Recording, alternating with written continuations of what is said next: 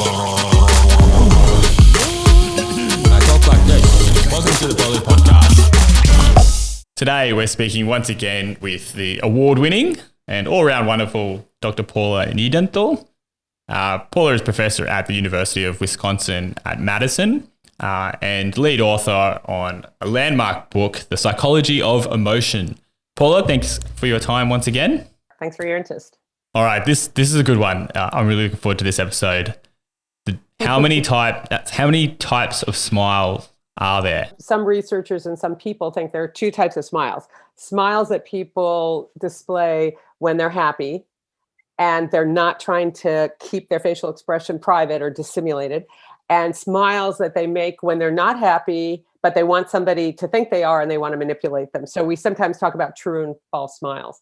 Another way to think about smiles is just in terms of when they happen or what the underlying emotion is. So people like Paul Ekman, and you referred to this, I think, earlier in our conversations, talk about, up to 50 smiles, where you say 50 smiles when you're miserable and smiles when you're tired and smiles when you're embarrassed.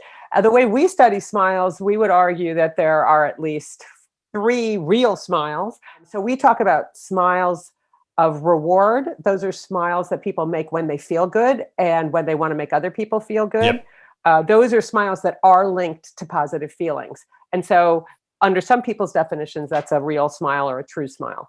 But we sometimes make smiles, and now that you've heard about it, you're going to see it everywhere. And lucky for you, it doesn't require a lot of teeth. That's your problem. That's not my perception. And that we call a smile of affiliation. And that's the word we're using is kind of random. But the point is that this smile communicates that we're not threatening to other people. And so this is a smile you would see when you go into an elevator and you're about to be in a tiny room with the door closed with somebody else. You're not smiling a smile of reward. You don't want to be their best friend and you're not feeling good, but you are saying, I'm safe in this tiny room with the door closed, That little gesture you would give the other person in the lift? Or yeah, you'd go like, yeah, I do that all the time. You do it all the time. Smiles of affiliation usually involve a closed mouth, and they are signaling that you're not going to do anything to anybody that's a safe environment. Why am I smiling right now? I'm not sure. Why are you smiling? Yes. I don't know. Come on. Well, what? Talking to the expert. Why are you smiling? Because you're so happy to hear all these things, and you also like to know that a smile of affiliation doesn't require opening your mouth. So those are 2 tasks we do.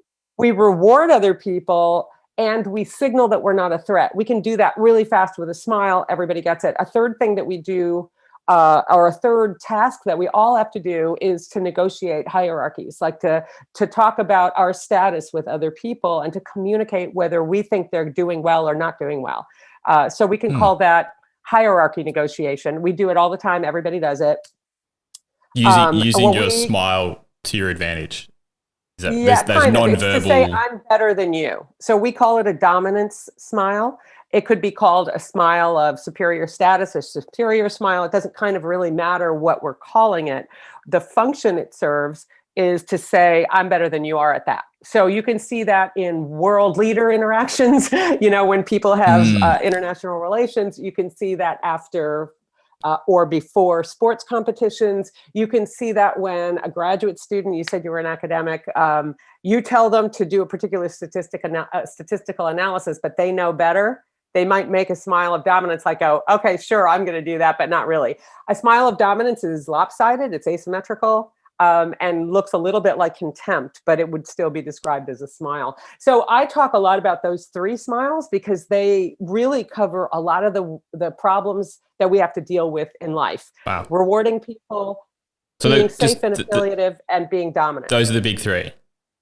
Those are, for me, the big 3. I'm sure there are more, but I think that covers a lot of what we're doing when we see the world of smiles. And I've read that not all smiles necessarily represent enjoyment or happiness.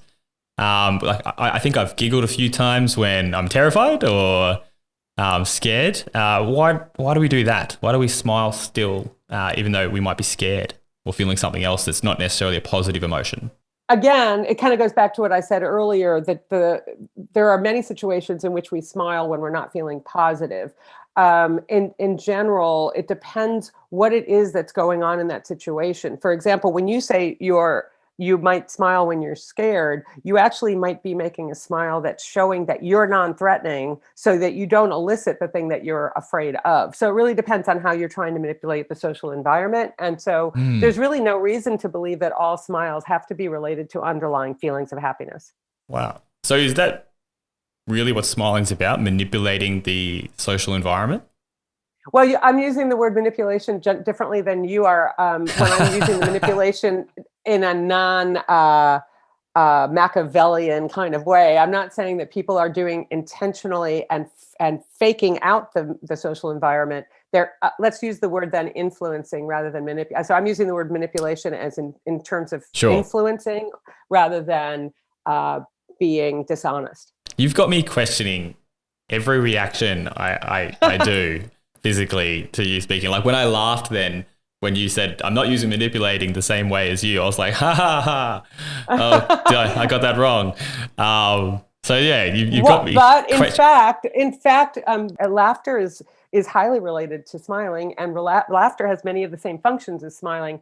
So laughter does have an affiliative function. When you laughed because I said, oh, I don't mean manipulation that way, you are reestablishing a relationship with me. You're trying to right the situation. And that's what you did. Oh gosh. Oh no, now you're going to think of yourself every second. Why am I laughing now?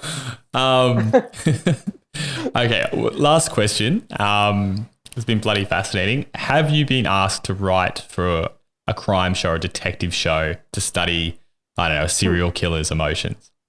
Oh, okay. Interesting.